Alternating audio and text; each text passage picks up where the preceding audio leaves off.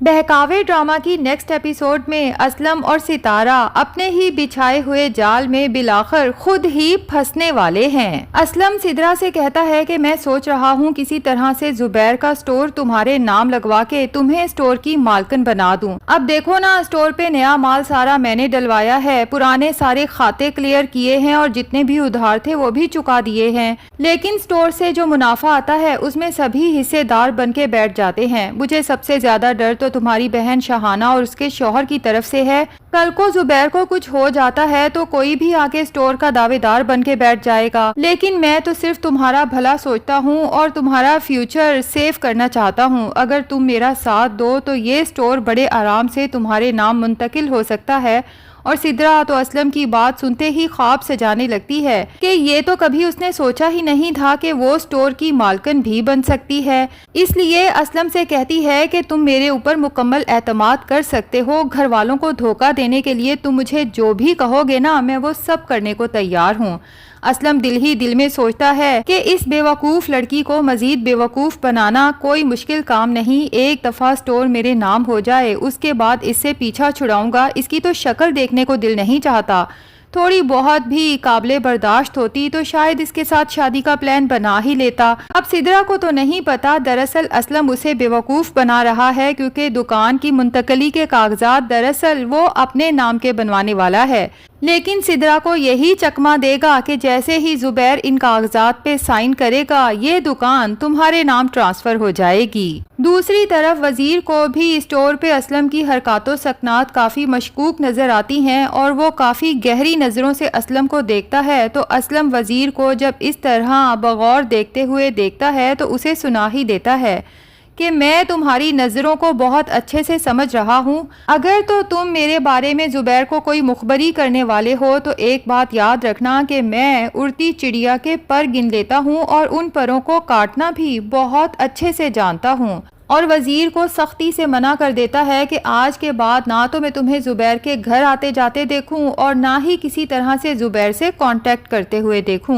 ورنہ اس دکان پہ تمہارا وہ دن آخری دن ہوگا۔ لیکن وزیر جو زبیر کے ساتھ بہت ہی مخلص ہے، اسلم کی ان دھمکیوں سے ڈرنے والا نہیں، بلکہ سب سے چھپ چھپا کے زبیر سے ملنے پہنچ جاتا ہے اور ساری صورتحال سے اسے آگاہ بھی کر دیتا ہے، اور زبیر سے کہتا ہے کہ جس سلوک اور رویے سے اسلم میرے ساتھ پیش آتا ہے نا، بہت ہی زیادہ بدتمیزی کرتا ہے۔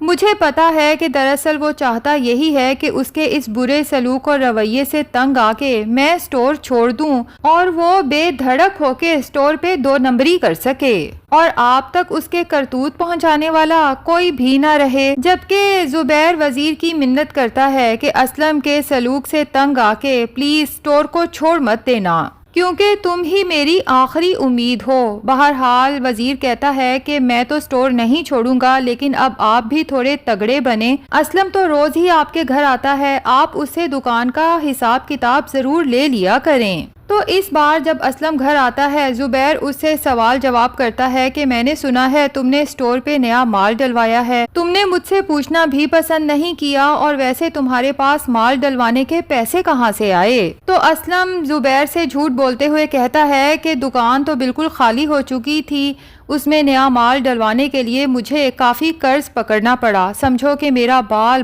قرض میں ڈوب چکا ہے۔ حالانکہ اسلم نے یہ سارا نیا مال اماں کے کنگن اور بالیاں بیچ کے ڈلوایا ہے، اور اماں کو یہی چونا لگایا ہے کہ آپ کی بالیاں سنار کے پاس پڑی ہیں، جیسے ہی ان کی پالش ہوتی ہے میں واپس لا دوں گا۔ خیر زبیر سختی سے اسلم سے کہتا ہے کہ ٹھیک ہے، کل سارے کھاتے لے کے آنا، میں دیکھنا چاہتا ہوں کہ تم نے کتنا ادھار لیا ہے اور کس کس سے لیا ہے۔ زبیر تو یہ کہہ کے اپنے کمرے میں چلا جاتا ہے، لیکن اسلم بجائے شرمندہ ہونے کے غصے میں آ جاتا ہے کہ اب یہ اندھا مجھ سے حساب کتاب مانگے گا۔ اس سے پہلے کہ زبیر دوبارہ حساب کتاب کی بات کرے، مجھے دکان کو اپنے نام ٹرانسفر کروانے کے لیے جلد سے جلد کچھ کرنا ہوگا۔ اب اماں کے پاس جا کے بیٹھ جاتا ہے اور زبیر کی شکایت کرتا ہے کہ اماں کیا زبیر کو میرے اوپر شک ہے؟ دیکھے نا بیگانوں کی طرح مجھ سے حساب کتاب مانگ رہا ہے، حالانکہ میں صرف اسلم کا دوست نہیں بلکہ اب تو اس گھر کا ہونے والا داماد بھی ہوں۔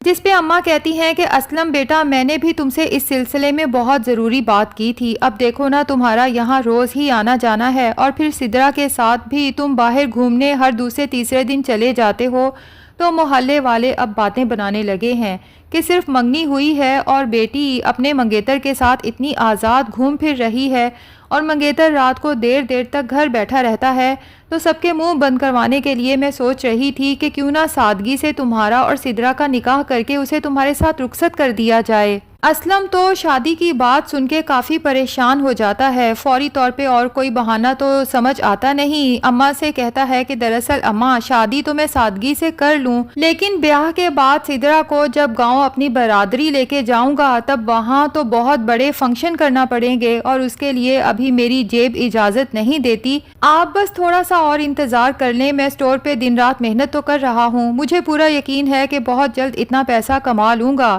کہ سدرا کو دھوم دھام سے پوری عزت اور شان و شوکت کے ساتھ اپنی برادری میں لے جا سکوں۔ دوسری طرف ستارہ کی چچی کہتی ہیں کہ ویسے ستارہ تو اتنے عرصے سے تھی کہاں، نہ کوئی اتا پتا نہ فون کال، تو ستارہ کہتی ہے چچی بس میں تمہیں کیا بتاؤں، میں بہت بڑی مشکل میں گرفتار تھی، کسی دن آرام سے بیٹھ کے سب بتاؤں گی۔ لیکن ستارہ کی چچی بھی بہت تیز عورت ہے،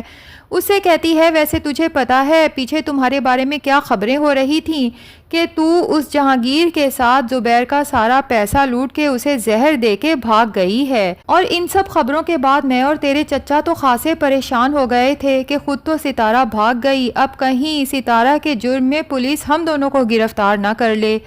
ستارہ کو تو ایک دم سے کھانسی کا دورہ پڑتا ہے اور چچی سے سنبھلنے کے بعد کہتی ہے کہ لوگوں کی باتوں کی پرواہ نہ کیا کریں چچی، لوگوں کو تو کہانیاں بنانے کی عادت ہے، اب میں واپس آ گئی ہوں نا، اب میں سب ٹھیک کر دوں گی۔ جس پہ چچی کہتی ہیں کہ کیا تو اب زبیر کے گھر واپس جائے گی؟ جس پہ ستارہ کہتی ہے کہ اگر آپ مجھے نکالنا چاہتی ہیں تو اپنا بوریا بستر سمیٹ کے ابھی چلی جاتی ہوں۔ جس پہ چچی کو اچانک یاد آتا ہے کہ میرا شوہر تو کافی عرصے سے بیمار ہے اور گھر میں تقریباً فاقے پڑنے والے تھے، یہ تو ستارہ نے واپس آ کے میرے شوہر کے علاج کے لیے بھی پیسے دیے اور گھر میں راشن بھی ڈلوایا، تو ستارہ اگر اس گھر میں رہتی ہے تو ہم بھوکے تو نہیں مریں گے۔ تبھی لپو لگاتے ہوئے ستارہ سے کہتی ہے کہ تو کیوں کہیں جائے گی، دیکھنا تیرے واپس آنے سے ہمارے گھر میں کتنی رونق آ گئی ہے، میں تو چاہتی ہوں کہ اب تو ساری زندگی ہمارے ساتھ ہی رہے۔ اور ستارہ کو بھی تو ٹھکانے کی ضرورت ہے کیونکہ وہ فوراً تو زبیر کے گھر جا نہیں سکتی، پہلے حالات کا جائزہ لینا چاہتی ہے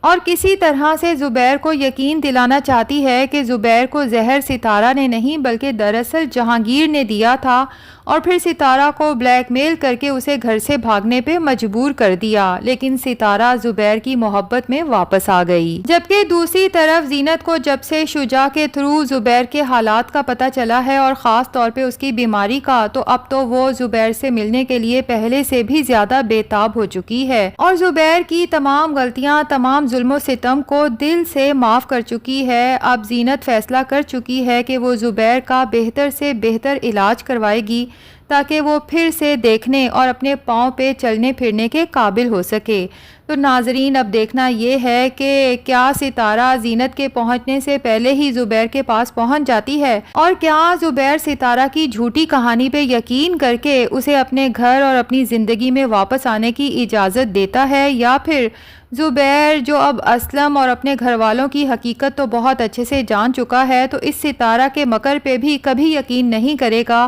بلکہ طلاق دے کے اسے پولیس کے حوالے کر دے گا۔ تو ناظرین ویسے آپ میں سے کون کون اس ستارہ اور اسلم دونوں کو جلد سے جلد جیل کی سلاخوں کے پیچھے دیکھنا چاہتا ہے؟ پلیز کمنٹ سیکشن میں ضرور بتائیے گا۔ ویڈیو پسند آئی ہے تو لائک اور چینل کو سبسکرائب بھی ضرور کر دیں۔